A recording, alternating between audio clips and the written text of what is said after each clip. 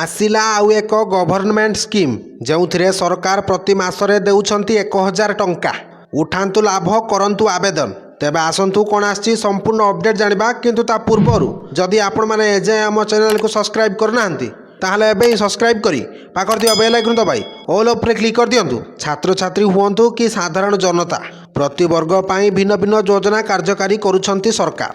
विशेषकर वयस्क शिशु और महिला स्वार्थ को दृष्टि रखी योजना कार्यकारी करा जाउछि, जहा द्वारा साधारण नागरिक माने सीधा सड़क लाभ पाई पारुछंती। तेबे एभली एक योजना रे वार्षिक 12,000 टंका जोगाई दिया जाउछि, अर्थात मासकु 1000 टंका लेखाएं दिया जाउछि। एही योजना रे चलित वर्ष मार्च मासरु टंका पठाइबा आरंभ करिछंती सरकार। एथिरु केउ माने उपकृत होई परिबे आसंतु जानिबा।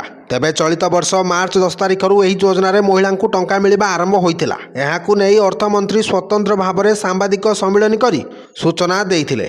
तेबे एही योजना रे शामिल हेबाकु केतेक निर्दिष्ट मानदंड रखिछंती सरकार। तेणु एही स्वतंत्र योजना रे आवेदन करिथिबा व्यक्ति को प्रति मासरे 1000 टंका लेखाएं मिलुछि। एभली एक योजना नहीं पूर्वर दाबी होई आसुथिला वो दाबी गुड़िक मध्य समाधान करा जाउछि। यहाँ परे गत मार्च 10 तारिखरु 1000 टंका लेखाएं योग्य हिताधिकारी अकाउंट रे जमा होइछि। प्रति मासरे एही राशि महिला अकाउंट को आसुछि। तेबे 21 रु 60 वर्ष वयस्क महिला एही योजना पाई आवेदन करि पारिबे। एहा व्यतीत आवेदनकारी परिवार वार्षिक आय 2,50,000 रु अधिक होइथिले एही योजना लाभ मिलिबो नाही। तेबे केवल विवाहित महिला को एही योजना लाभ दिया जाउछि। स्वामी स्त्री आधार कार्ड वो महिला पान कार्ड दाखल करने को पड़ो। यह व्यतीत बैंक अकाउंट सह आधार कार्ड लिंक करने बाध्यतामूलक रही। तेबे महिला पाखरे एक मोबाइल नंबर रहा आवश्यक। तेणु सरकार अनुजाई यही योजनार उद्देश्य होउछि महिला मानकु आर्थिक स्तर में मजबूत करबा एवं परिवार रे निष्पत्ति नेबारे महिला प्रभावशाली भूमिका को उत्साहित करबा। विधवा एवं विवाह विच्छेदर शिकार महिला माने मध्य